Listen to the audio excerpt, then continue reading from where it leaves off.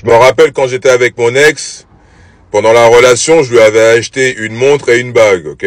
Et donc du coup, peu de temps avant la séparation, le couple battait de l'aile. Vous voyez ce que je veux dire? On faisait que de s'embrouiller. On sentait que c'était la fin. Donc la tantine, elle a enlevé la bague. Elle ne portait plus la bague que je lui avais achetée. Je l'avais remarqué, j'avais dit, vas-y, pas de galère, pas de galère. Voilà, séparation avec ma baby mama, on a eu un enfant ensemble. Moi, je retourne vivre chez ma mère, mais avant de partir, j'ai récupéré la montre que je lui avais achetée, vous voyez un peu? À partir du moment qu'elle s'est rendue compte que j'ai récupéré la bague et j'ai récupéré la montre, elle a pété un câble. Quelques jours passent, on n'était pas encore passé devant la JAF. On s'était mis d'accord pour que je vienne chercher la petite un week-end. C'était un samedi si je dis pas de bêtises. Donc moi maintenant je me pointe à 11h ou midi, je me rappelle plus vraiment. Je me gare devant chez elle, je toque à la porte et je me rends compte que la tantine n'est pas là.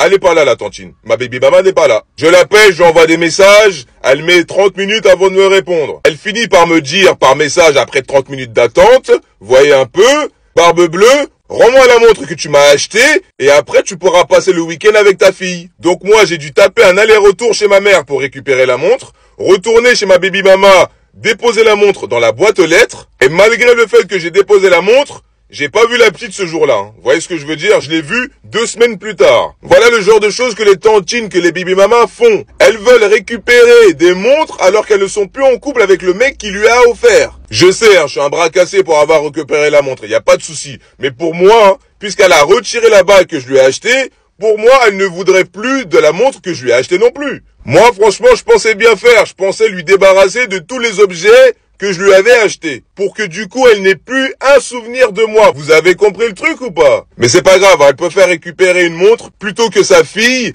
passe une journée, un week-end avec le père.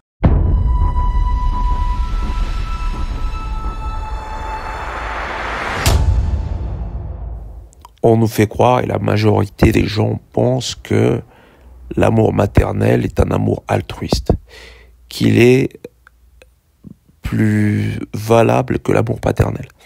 Moi, je pense que c'est le contraire. Je pense que l'homme donne à ses gosses de manière altruiste. Et donne lorsqu'il aime. Il donne de l'amour de manière altruiste. Et sa manière d'aimer, c'est une manière altruiste. Elle trouve son origine dans son amour maternel, on va dire. Il aime sa mère. Un homme aime sa mère de manière altruiste. Il aime plus que tout. Et l'amour qu'il a à l'égard de sa mère, c'est un amour qu'il va donner aux femmes en général, aux enfants et à toutes les personnes à l'égard de qui il a de la considération affective.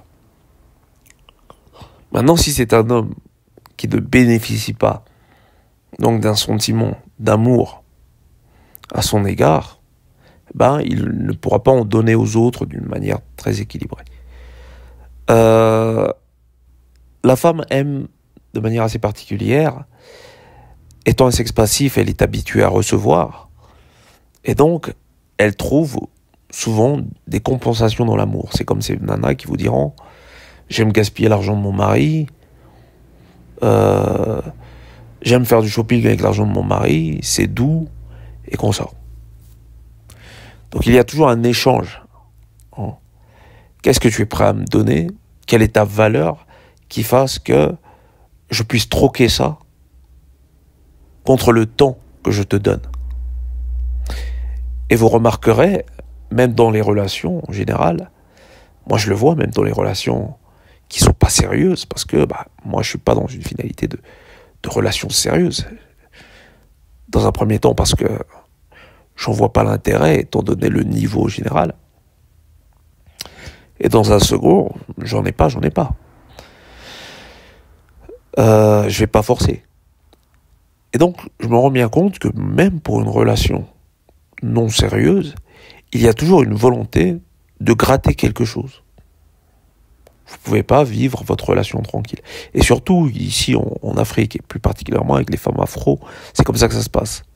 Pourquoi je dis avec les femmes afro? Parce que en Occident, il y a quand même certaines facilités qui font que les femmes ne vont pas basculer dans une espèce de prostitution qui ne dit pas son nom. C'est pas pour autant que ça n'existe pas. C'est aussi culturel. On peut le voir en Afrique à travers les dots exorbitantes. Et donc, autour de l'amour maternel à l'égard de l'enfant, il y a aussi l'amour de celle-ci à l'égard du père. Donc cette relation amour-haine à l'égard du père va se retranscrire sur le rapport aux enfants. Et on dit assez souvent ici que la manipulation est une technique de communication chez les femmes. Et donc, lorsqu'il y a un sentiment de frustration de la femme à l'égard de l'homme, eh ben, elle va retranscrire cette frustration à l'égard du petit. Donc, lui va servir, le petit ou la petite, vont servir de chantage. C'est alors que le chantage entre en scène. Très rares sont les femmes qui ne font pas preuve de chantage. Et surtout lorsqu'elles ont un otage comme le petit. Donc, comme je l'ai dit dans une vidéo précédente, le petit n'est qu'un otage. C'est un otage du chantage que la mère... C'est un otage du chantage que la mère fera au père. Donc, nous, on pense que la mère est altruiste, que la mère est amour, que la mère aime ses enfants plus que tout. Non, ce qu'elles aiment, en général, chez sa progéniture, c'est ce qu'elle peut en tirer. Puisque c'est comme ça, c'est ce rapport-là qu'elle a avec elle-même. Quand elle a des fesses rebondies ou un avantage sexuel, elle en tire en contrepartie des retombées, que ce soit économiques, sentimentales ou un attachement à un gars. C'est à travers donc ses fesses, par exemple, les fesses de sa fille, qu'une mère dira que celle-ci peut avoir un mari potentiel. Elle va dire clairement à sa fille de se prostituer de manière indirecte. Elle va lui dire que ses formes sont un outil dont elle peut se servir. Donc tout ce que possède la femme, elle s'en sert pour tenir en otage l'homme. Ou plutôt pour servir de chantage pour tenir l'homme en otage. Et quand c'est pas l'homme, ça va être la progéniture qu'elle fera avec cet homme qui va servir d'otage pour un chantage potentiel qu'elle fera à l'homme. Donc c'est ce rapport de force qu'il y a à travers le gosse. Parce que le gosse, s'il veut être la continuité de quelque chose, il doit être la continuité du phallus, la continuité du père. C'est pour ça que le projet civilisationnel vient toujours du père. La femme n'ayant pas de vision, elle n'a que le chantage. Le chantage pour bénéficier de ce qu'elle a toujours cherché, c'est-à-dire l'attention.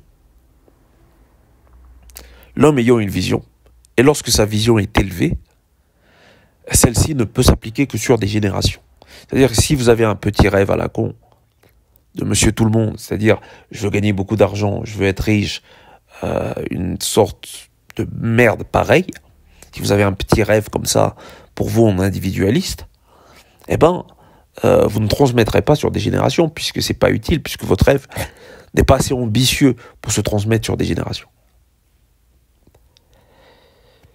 Mais si vous avez un rêve, un idéal, une vision civilisationnelle, vous ne pouvez pas le réaliser vous-même. Vous devez générer une progéniture à qui vous transmettrez ce rêve et qui, avec de la chance et de la volonté, comprendront votre idéal et s'activeront à le mettre en place à leur tour.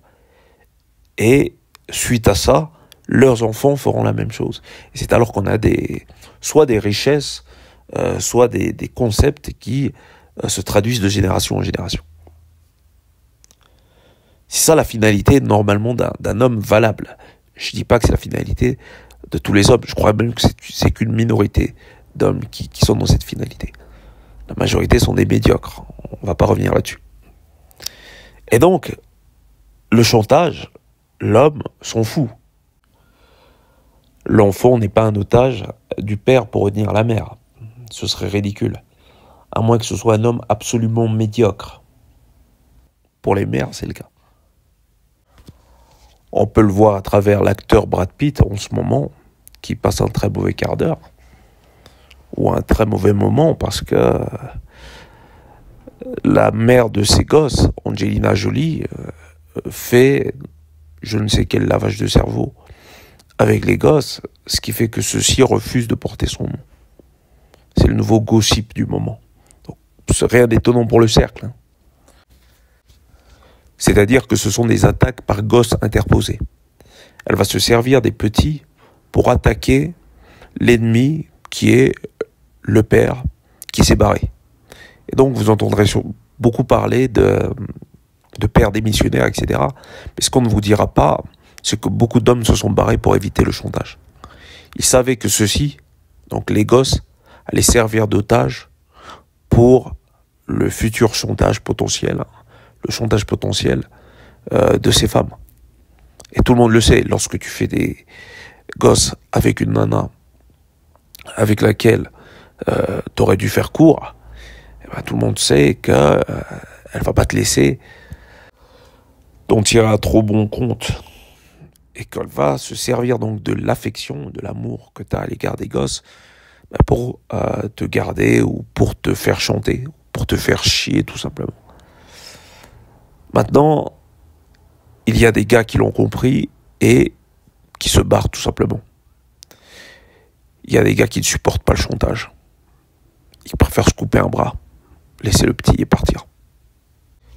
L'une des choses à faire, d'ailleurs on en discutait dans le cercle, c'est de ne pas montrer ton affection. Parce que si ta moitié ou ton ex-moitié se rend compte que tu as de l'affection à l'égard d'un petit ou des petits, elle va s'en servir contre toi. Donc la seule manière d'éviter certains pièges parfois, c'est de ne pas montrer que tu as trop d'affection, que tu veux voir le petit. Ça va être à base de chantage. Si tu veux voir tes enfants, tu devras faire ci ou ça. Faites très attention à ça. Donc ne montrez pas trop votre affection à l'égard de votre progéniture. Ça, on n'en parle pas, mais comptez sur le cercle pour vous renseigner là-dessus. Ah ouais, c'est pas les institutions qui vont vous en parler, bien entendu. Même à l'égard d'un neveu ou d'une nièce, ne montrez pas trop votre affection. Parce que si la mère, qui peut être la sœur, qui peut être la cousine, qui peut être n'importe qui, se rend compte de l'affection que vous avez à l'égard de son petit, elle va s'en servir. C'est une technique de manipulation qu'elles font, de manière peut-être même inconsciente. Ça fait partie des stratégies qui ont généré en elles une pensée particulière, une façon d'agir particulière qui est liée à leur mémoire génétique. Il faut savoir que le temps pour une femme est très court. Donc tout ce qui leur reste, c'est ça. C'est de la manipulation et le chantage à travers ce qu'elles ont pu générer le temps où elles avaient du pouvoir. C'est-à-dire jusqu'à ses 30 ans. Et les enfants vont être l'objet, donc la récompense de tout ce qu'elles ont pu posséder via leur jeunesse, etc. Et donc la progéniture n'est que l'objet d'instrumentalisation de toutes ces névroses. Il va y avoir de la compétition à l'égard de la fille. Le fils étant un faire-valoir, vous pouvez le voir à travers toutes ces nanas qui ont peut-être un OnlyFans et qui passent leur temps à faire des photos avec leurs petits garçons pour montrer qu'elles ont l'humanité, qu'elles sont sympas. Une femme, pour ne pas basculer dans l'obscurité, doit être prise par son homme et doit être isolée.